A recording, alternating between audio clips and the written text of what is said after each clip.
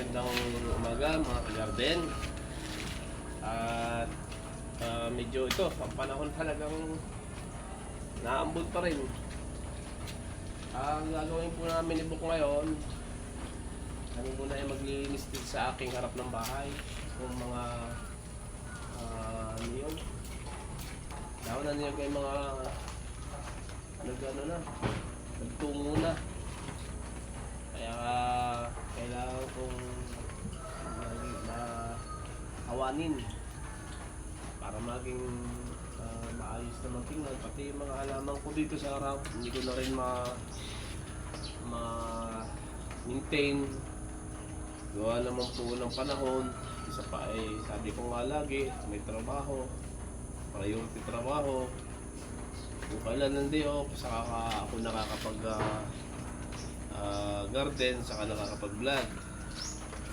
At hindi po ay ang aming gagawin din po, pagpalit ko mga dahon, saka yung mga ibang halaman ay papadpadan ko na rin. Siguro pag tag-init, saka na lang pag grass cutter at naputik. Pag ipipigin na grass cutter ko ay hindi maganda. At yung putik clarity magtatalsikan sa mga grass cutter. At muli po inyong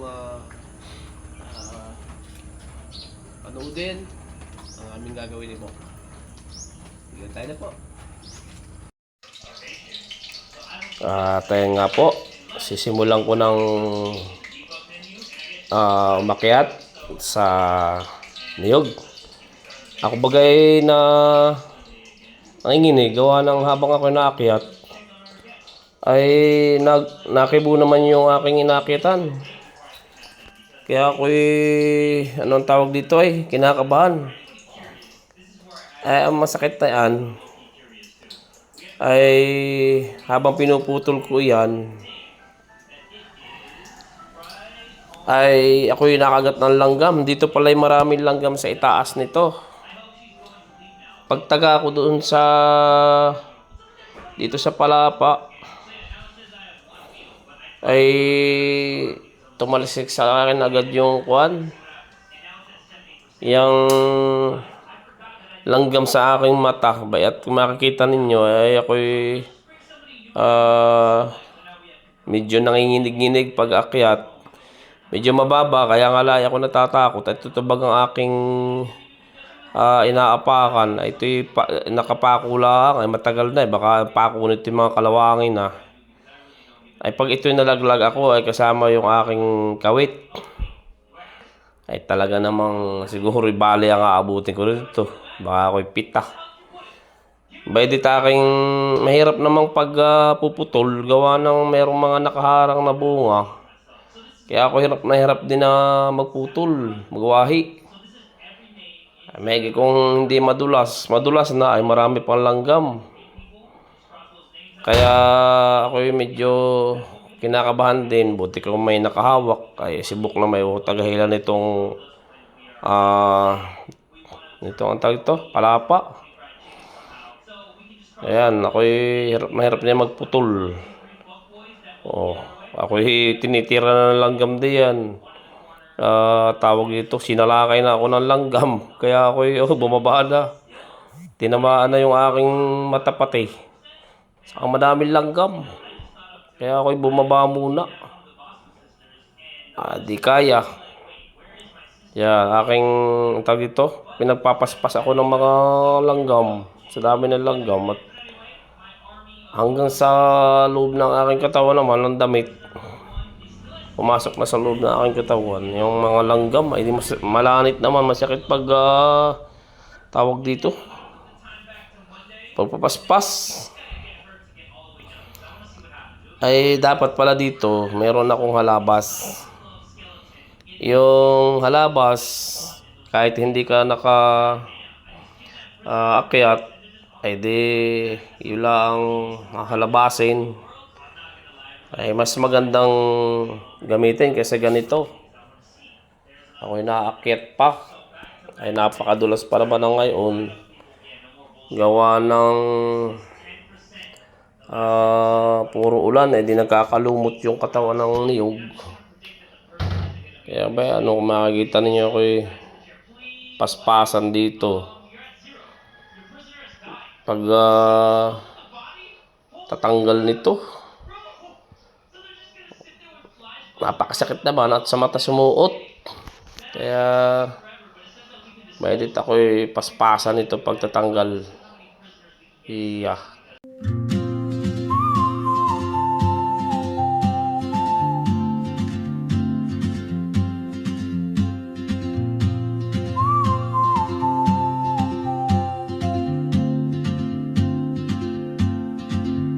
She moves like a map with no borders, a whisper caught in the wind.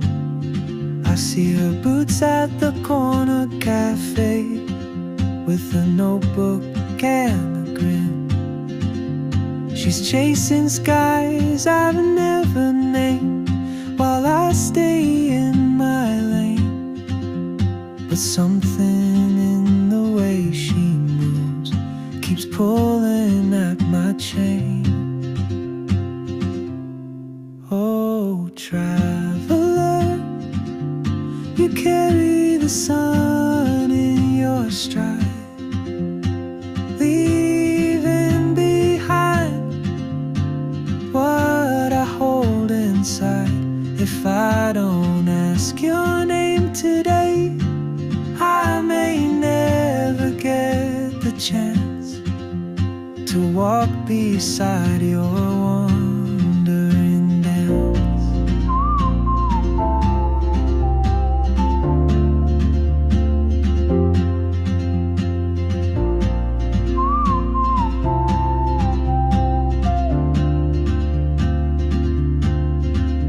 She hums a tune I've never heard in languages I can't speak. She writes down cities on her wrist and dreams she'll never keep. I sip my coffee, miss my cue, still anchored by my fear. But time rolls on like open roads, and soon she won't be here. Oh, traveler, you carry the sun in your stride, leaving behind what I hold inside. If I don't ask your name today, I may never get the chance to walk beside your wandering dance. Maybe next year in Madrid, or on some quiet mountain ridge, I'll see you turn and I'll be brave. But what if courage comes too late? Oh, traveler, the world is your open gate, and I just stood afraid of fate. If I don't take that step today, you'll vanish with the train, and I'll never see your smile again.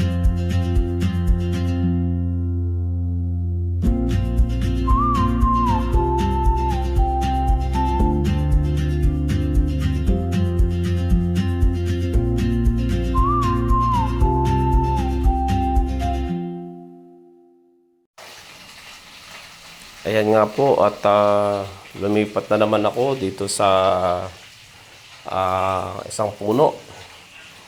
Kung makikita nyo kanina, talagang ako'y tinamaan sa mata. Noong langgang pumasok sa mata ko, napakahapdi. Kaya ang ginawa ko, nagpakuha ko ng tubig. Ang pinakukuha ko ay planggana para makamulat baga ako na maayos. At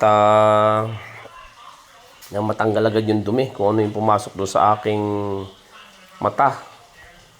Ang binigyan naman sa akin bukay baso. Kaya pinabalik ko, sabi ko kumuha na natin yung planggana. Nang dinala naman itong mangkok. Eh, hindi na rin ako makatiis dahil sa sakit naman ng mata ko. Ayun na lang ang ginamit ko. Kaya mahirap pagka ganito pala, pagka ikaw ay magpapadpad ng mga palapa, mga dahon ng kuwan. Mahirap pagka maraming kuwan ay langgam. Talagang parusa din naman eh. Pag-aakyat ka, yun ang maliwag gawin. Ang isa pa ay napakadulas nga ng puno. Bayan na to. Pinasok na pati ako yung katawan ko ng langgam. Kaya ako'y paspasan. Sakit, masakit bagang kuwan. Masakit kagat ng langgam na itim. Kaya ang ginawa ko ay aking munang hinubad yung aking damit. At saka aking tinanggalan ko ng mga langgam at durong sakit naman. Kaya nung matapos at matanggal ko na lahat, ay di umakyat uli ako. Umakyat ako dito nahihirapan ako dito sa front, kaya sa ako pupunta. Gawa nang ako na tama ay dun sa Mura. Ang tawag po sa amin ay Mura. Yan ay, ano ba sa Maynila, Mura? Buko. Kaya dito ako lumipat sa kabilang side. At isa-isa ko po ulit papadpadin yung mga dahon. Tsaka yung may mga uyo. Ay akin ang pinadpad. Gawa ng kaya naman aking pinadpad ay hindi ko na makita yung nadaan. Baka mamaya ay may doong yung mga tawag dito mabibilis magpatakbo na motor na nakikita ko.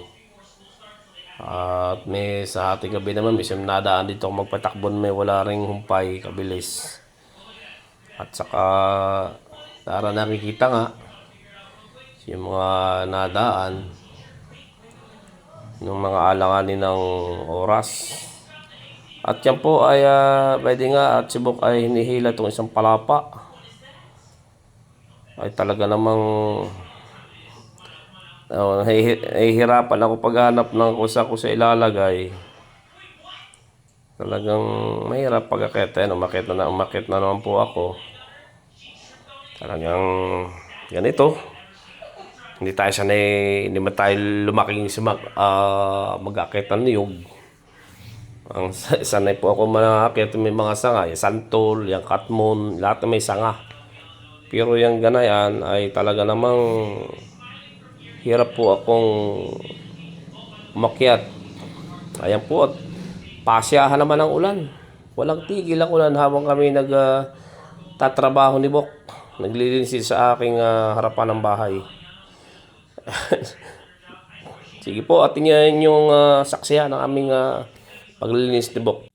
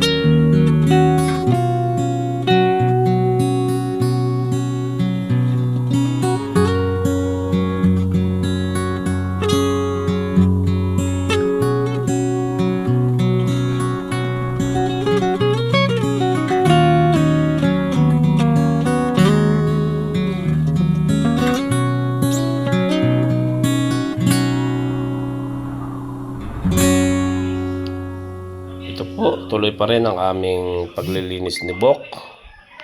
Aking tinabasan itong mga garden at makapal na, hindi na magandang tingnan, para ng gubat. Kaya ang ginawa ko dito ay aking pinadpada, ang tinrim ko yung halaman na sobrang lalambana, at isa pa ay kailangan na matabasan dahil baka magkaroon ng yung mga ganito na lugar pagka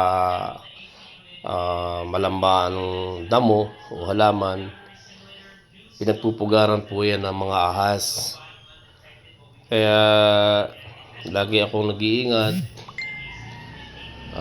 dahil mahirap pag tayo natok ng ahas ay talaga namang problema.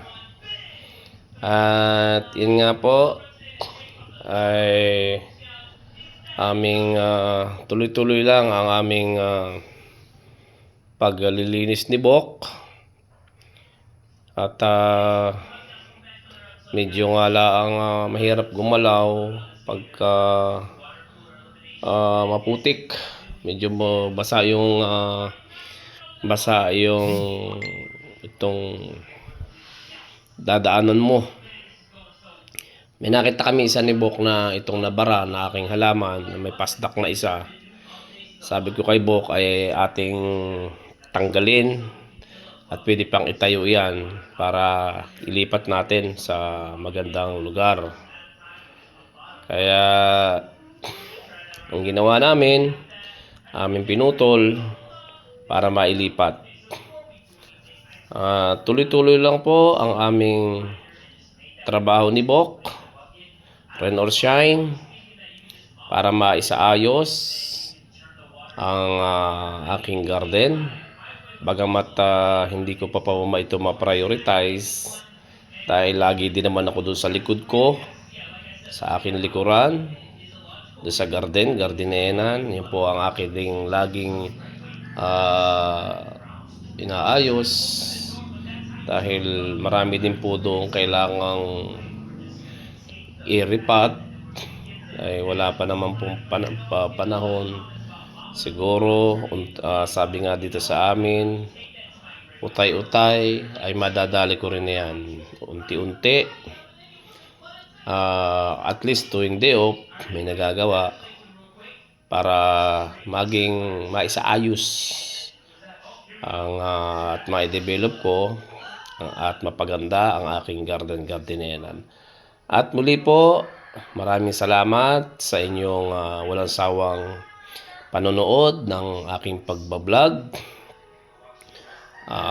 Shoutout po dyan sa mga nanonood dyan sa akin sa Parting Panukulan, kay Sir Lokimbar pare, shout out sa iyo sa walang sawang comment, UM forever. At sa lahat po ng nanonood dyan, ng mga kamag-anak ko dyan sa Quezon, shout out po sa inyo. Sa may pulong hiyo, shout out sa inyo. At muli po, walang sawang paalaala. Tayo po huwag makalimot manalangin bago umalis, at pagdating ng bahay magpasalamat at nakawi tayo na ligtas. God bless po at mabuhay tayo lahat.